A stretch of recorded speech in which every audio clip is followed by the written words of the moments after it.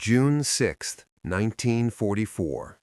Early morning, just before dawn. A cold wind moved in from the English Channel, carrying mist, salt, and the low, restless sound of waves striking the French coast. Inside a reinforced concrete bunker overlooking Omaha Beach, Major Werner Pluskat stood awake, alert, and uneasy. He had not slept. None of his men had. All night long the sky had been alive with noise, aircraft engines droning overhead, distant explosions inland, reports filtering in through field telephones, paratroopers dropped behind the lines, scattered but numerous. It was alarming, but not unprecedented. For weeks the Atlantic Wall had existed in a permanent state of tension. Alarms were constant, intelligence warnings came and went. Each time, nothing happened. Pluskat told himself this was the same, another false alarm, another test of nerves.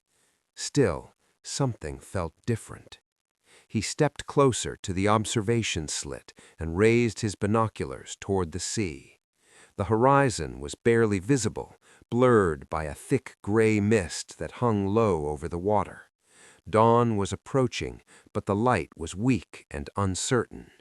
For several seconds he saw nothing unusual, just the slow movement of waves under the pale sky. Then he noticed it, a dark line where water met sky. At first it looked like a trick of the light, a shadow, a smudge, but it did not fade. It grew. The line thickened, stretched wider, and began to separate into shapes. Pluskat adjusted his binoculars, focused again. His breath caught in his chest. The line was not land, it was ships. Hundreds of them. No, more than hundreds. The longer he stared, the more the mist seemed to peel away, revealing a sight that defied immediate comprehension. Landing craft packed so tightly they appeared welded together, dark silhouettes advancing steadily toward the coast. Behind them, larger vessels, destroyers and cruisers cut clean lines through the water. Farther back still, looming like moving fortresses, were battleships so massive they seemed unreal. This was not a fleet, it was a city of steel, a floating metropolis emerging from the fog. Major Pluskat had seen war before. He was not a man prone to panic. He had fought on the Eastern Front. He had survived brutal winters in Russia, where entire divisions vanished into snow and mud.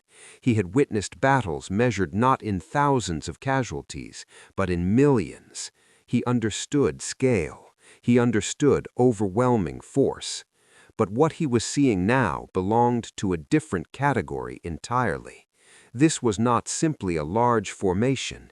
This was industrial power made visible, a mass so vast it seemed to bend the horizon itself. The sea was no longer empty space. It was occupied, dominated, transformed. Pluskat tried to count. He stopped almost immediately. The numbers were meaningless. Hundreds became thousands, thousands blurred into something abstract. Landing craft filled every gap in the water, advancing in ordered lines that stretched beyond his field of vision. He scanned left, then right. There was no end. Behind the first waves, more ships appeared, and behind them, more still. 7,000 vessels. The largest amphibious invasion force ever assembled. Nearly 200,000 men moving toward the French coast in the opening hours alone. But standing there in his bunker, Pluskat did not think in terms of statistics. He felt the weight of it physically, like pressure on his chest. The presence of the fleet was oppressive, final. This was not a battle. This was a declaration that said, "We possess resources beyond your imagination, and we are willing to spend them." His hands began to tremble. He lowered the binoculars and turned toward the field telephone mounted on the wall. His fingers hesitated for just a moment before lifting the receiver. "This is Pluskat at Observation Post 1, he said, forcing his voice to remain steady. "I have visual on the channel?" There was a pause on the line. Static crackled. "Yes?" "There are ships, many ships." The reply came back calm, almost bored. "We have reports of limited naval activity in the eastern sector, possibly a raid. Maintain observation and stand by." Pluskat felt a surge of frustration rise in his chest. "A raid?" he repeated. "You don't understand. This is not a raid." He stepped back to the slit and looked again, as if to confirm that his eyes were not lying to him. The fleet was closer now, larger, more detailed. Individual vessels were clearly visible. He could see wake lines, gun turrets, antenna masts. "You don't understand," he said again, louder now. "The entire sea is covered, from horizon to horizon. I see nothing but water and ships. This is the invasion." Silence. Then another voice came on the line, cautious but unconvinced. "The sea conditions are unfavorable. Our assessments indicate no major landing is possible today." Pluskat felt a surge of frustration rise in his chest. "For God's sake," he said, his voice cracking despite his effort to control it, "I am looking at it with my own eyes. The invasion fleet is here. It is now." He slammed the receiver back into place. Outside, the city of steel continued its relentless approach, growing larger with every passing minute. And with it, the certainty that nothing, no report, no plan, no belief, could stop what was coming. The German High Command did not lack intelligence. What it lacked was imagination. For months, every serious analysis pointed to one conclusion. If the Allies invaded Western Europe, they would come at Pas-de-Calais. It was the narrowest point of the English Channel. It was the shortest flight path for Allied aircraft. It allowed the fastest reinforcement routes once troops were ashore. On paper, it was the only logical choice. So the Germans prepared for logic. At Calais, elite panzer divisions waited in reserve. Heavy coastal artillery was dug into reinforced concrete. Rail lines and road networks were oriented toward a rapid counterattack. The best troops, the best guns, the best plans. Normandy, by comparison, was considered unlikely. The coastline was longer and more complex. The tides were dangerous. The beaches were backed by hedgerows that would slow movement inland. From a purely theoretical standpoint, it made little sense. Why choose difficulty when a simpler option existed? The answer, of course, was precisely because it made little sense. The Allies understood something fundamental about modern war. Intelligence does not fail because of lack of information, but because of assumptions. And the strongest assumption in the German mind was that the enemy would act rationally, according to established doctrine. So the Atlantic Wall stretched thin across Normandy. The defenses were real, but uneven. Strong points were separated by long gaps. Many bunkers were unfinished. Mines had been laid, but not in the density originally planned. And crucially, the divisions stationed there were not the armored spearheads reserved for the decisive battle. The 352nd Infantry Division held much of the sector facing Omaha Beach. They were competent soldiers, experienced, disciplined, and determined, but they were not equipped or positioned to face an invasion of this scale. Their heavy support was limited, their reserves were distant, and their ability to maneuver depended on orders that would take precious time to arrive. Time was the one resource they did not have. Back in his observation bunker, Pluskat no longer waited for confirmation from above. He was an artillery officer. His role was clear. He relayed firing data, issued commands, and prepared his batteries for engagement. Just before 6 in the morning, authorization came through. Engage at will. The first gun fired. The recoil echoed through the bunker, a deep, concussive shock that rattled equipment and shook dust loose from the concrete ceiling. Moments later, a second gun joined in, then a third. Soon the coastline thundered as German artillery began hurling shells out over the water. Pluskat tracked the impacts through his binoculars. White columns of water erupted among the approaching craft. Some shells landed short, others overshot their targets. Corrections were made, angles adjusted. The gunners were professionals. They had trained for this. A shell struck close to a landing craft. Another detonated near a destroyer, sending spray high into the air. But the effect was negligible. For every ship they threatened, dozens more advanced untouched. For every landing craft damaged or destroyed, entire formations continued forward as if nothing had happened. The sea absorbed the punishment and kept delivering men and machines toward the shore. Pluskat felt a growing sense of futility. He was watching effort collide with scale and lose. The analogy formed in his mind with terrifying clarity. He was a man with a bucket trying to empty the ocean. Then came the response. At first, it was a distant rumble, almost indistinguishable from thunder. Then came flashes on the horizon, brief, blinding bursts of light from the Allied battleships. Their guns, massive beyond anything fielded by the German coastal defenses, began to speak. 14-inch shells. Each one weighed more than a small car. They crossed the distance in seconds. The air itself seemed to tear apart. The ground convulsed violently. Enormous geysers of earth and concrete erupted along the coastline, leaving craters large enough to swallow vehicles whole. Shock waves slammed into bunkers and trenches, knocking men off their feet. Inside Pluskat's observation post, the concrete walls shuddered. Dust poured down from the ceiling. Hairline cracks spread outward like spiderwebs.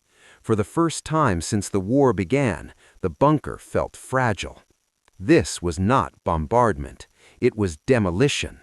The Atlantic Wall, celebrated as an impenetrable barrier, was being systematically dismantled by industrial firepower designed for naval duels, now turned mercilessly toward shore. Through the smoke and chaos, Pluskat saw the first landing craft reach the beach. Higgins boats ground into the sand. Ramps dropped. American soldiers surged forward into the surf. German machine guns opened fire almost immediately. Tracers ripped across the water. Men fell. Bodies collapsed into the waves. The tide carried blood back toward the sea. For a brief, terrible moment, it appeared the defenses might hold. The attackers were pinned down. Casualties mounted rapidly. The beach became a killing ground. But the Allies adapted. Destroyers broke formation and did something that, by traditional standards, bordered on insanity.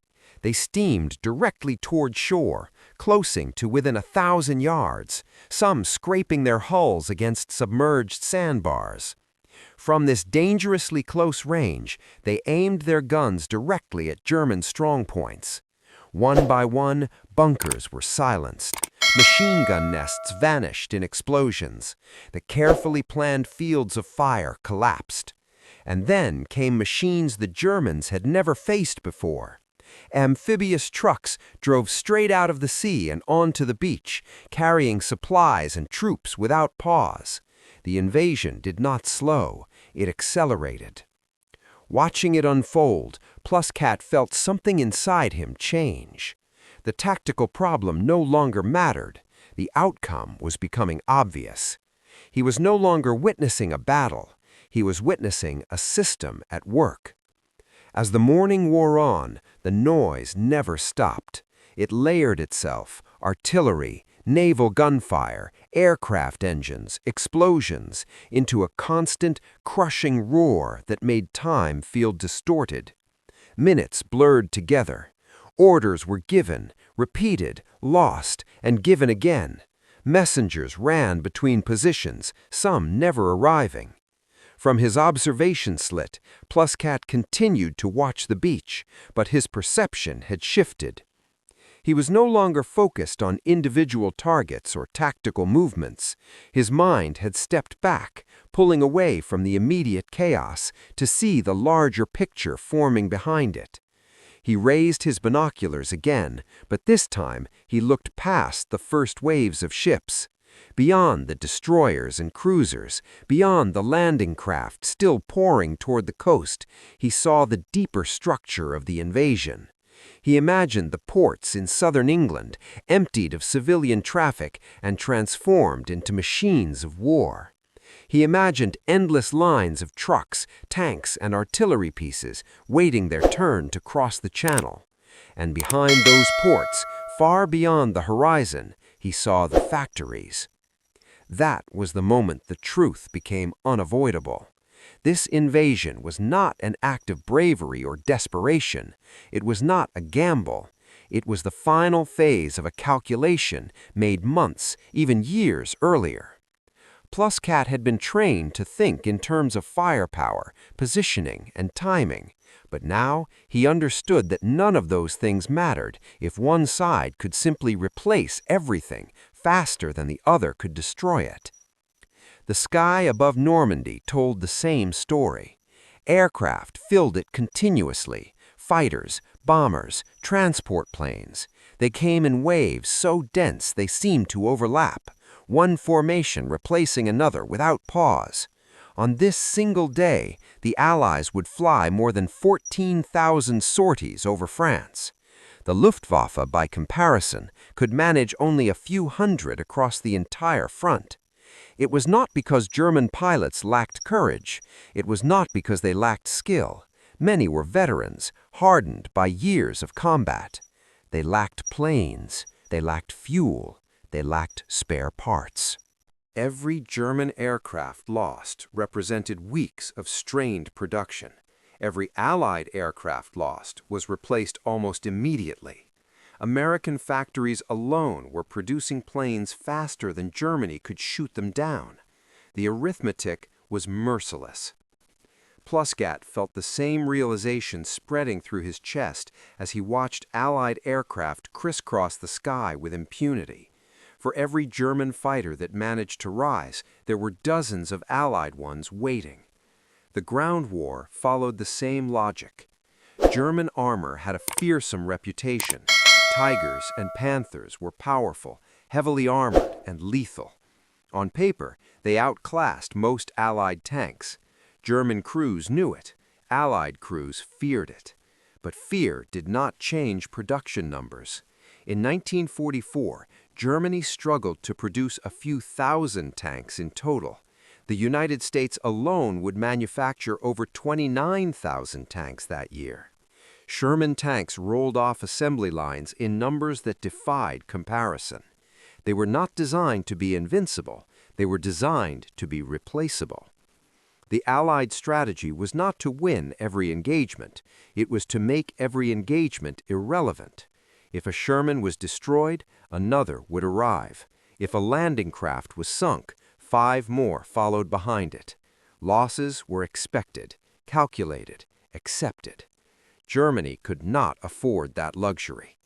Pluskat understood now that ideology had promised something reality could not deliver. The idea that willpower, discipline, and belief could overcome material disadvantage collapsed in the face of what he was witnessing. No amount of determination could stop a battleship shell. No speech could manufacture aircraft. No ideology could conjure fuel, steel, and rubber out of thin air.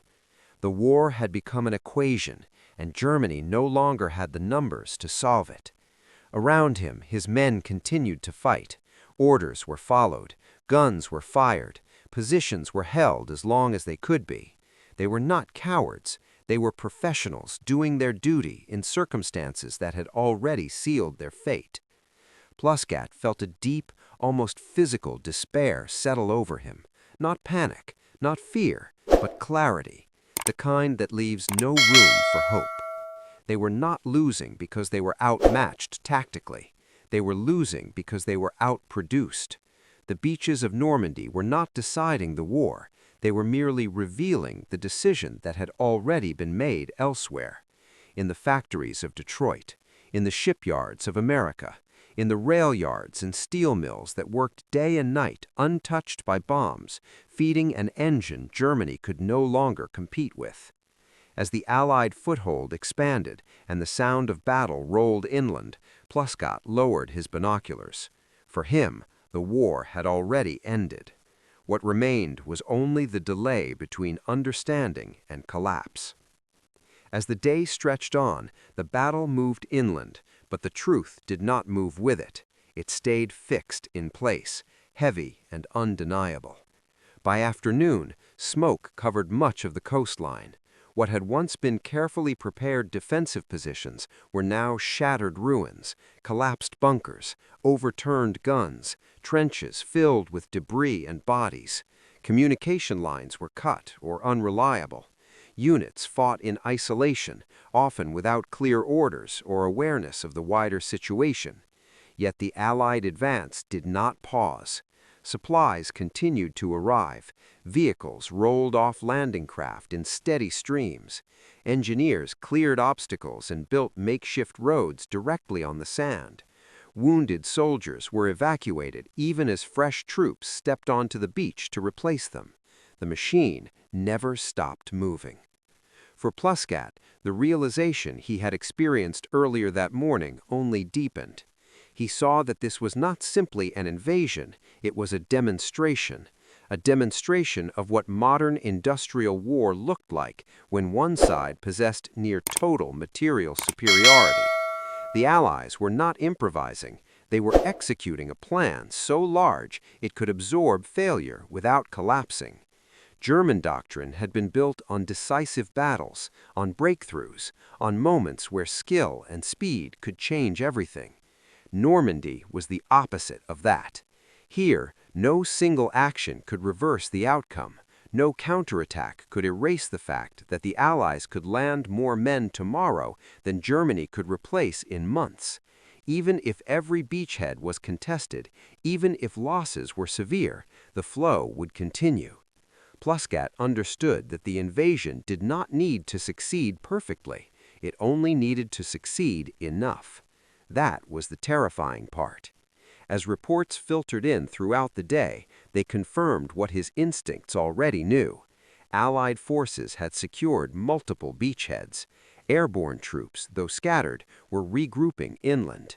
German reinforcements were delayed by destroyed bridges, by air attacks, by confusion at higher command levels. The reserves held back for the expected landing at Calais remained where they were, waiting for an invasion that would never come. Deception had worked. By nightfall, the Allies were firmly ashore. The Atlantic Wall had not failed everywhere, but it had failed enough. And in modern war, enough was decisive. For Pluskat and many others who survived that first day, the emotional impact lingered long after the guns fell silent. The moment of understanding, that quiet internal collapse, was far more devastating than any shell. It was the realization that the war's ending was no longer a question of if, but when. We often imagine the downfall of the Third Reich as a slow unraveling. Stalingrad, Kursk, the retreat across Europe, and finally the ruins of Berlin. But for those standing on the coast of Normandy on June 6, 1944, the end arrived all at once. It arrived with a horizon filled with ships, with a sky darkened by aircraft, with the unmistakable presence of a force built not just on soldiers, but on steel, oil, factories, and logistics beyond any previous historical precedent. Germany did not lose the war on the beaches of Normandy. It lost the war in the years before. when a nation with unmatched industrial capacity committed itself fully to total war, when American shipyards outpaced submarines, when factories produced tanks, trucks, and aircraft faster than enemies could destroy them. Normandy simply revealed the verdict. For Major Werner Pluskat, June 6, 1944, was not just the day of the invasion, it was the day the mathematics of the war became visible, the day belief finally gave way to numbers, the day the future became unavoidable. He would survive the war, but the war he believed in did not survive that morning. And as the sun set over Normandy, casting long shadows across a coastline forever changed, the outcome of the greatest conflict in human history was no longer hidden. It was written plainly across the sea, the land, and the sky.